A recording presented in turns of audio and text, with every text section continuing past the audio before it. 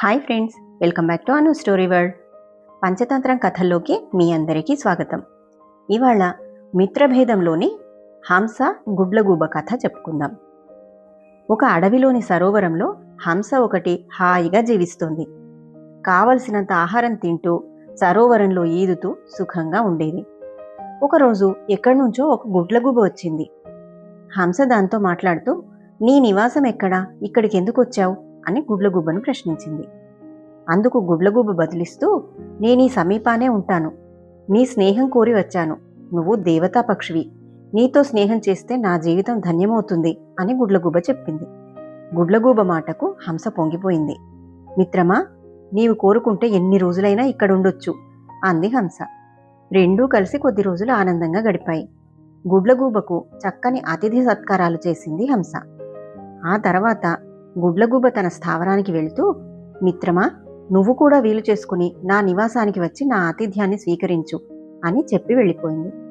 కొన్ని రోజుల తర్వాత హంస గుడ్లగూబ నివాసానికి వెళ్ళింది. గుడ్లగూబ ఒక గుహలో నివాసం ఏర్పరచుకుంది.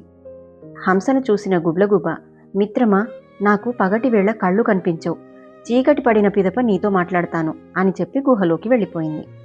చీకటి పడిన తర్వాత గుడ్లగూబ గుహ నుండి బయటకు వచ్చి హంసతో కొద్దిసేపు మాట్లాడింది.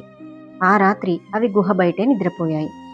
ఆ రాత్రి కొందరు ఆదివాసులు వేరొక ప్రాంతానికి వెళుతూ చీకటి పడినందున గుహ పక్కనే బస చేశారు. ఉదయాన్నే వారు నిద్రలేచి ప్రయాణ సన్నాహాల్లో భాగంగా శంఖం ఊదారు. ఆ శబ్దానికి గుడ్లగూబ భయపడి అరిచింది. ప్రయాణ సమయంలో గుడ్లగూబ అరవడం చెడు శకునమని భావించిన ఆదివాసి బాణంతో గురిపెట్టి గుడ్లగూబను కొట్టాడు. ఆపదను గ్రహించిన గుడ్లగూబ తెలివిగా గుహలోకి వెళ్ళిపోయింది. బాణం గురితప్పి హంసకు తగిలి అది మరణించింది. ఆపద సమయంలో స్నేహధర్మాన్ని కూడా విడిచి గుడ్లగూబ తన స్నేహితుడైన హంసను పట్టించుకోకుండా స్వార్థంతో తన ప్రాణాలను దక్కించుకుంది. స్వార్థంతో కూడిన ఇటువంటి స్నేహితులతో స్నేహం చేస్తే ఫలితాలు ఇలానే ఉంటాయి. అది కథ. ఈ కథ మీకు నచ్చినట్టయితే ఒక లైక్ వేసుకోండి. మరిన్ని మంచి కథల కోసం నా ఛానల్ని సబ్స్క్రైబ్ చేసుకోండి. Thank you.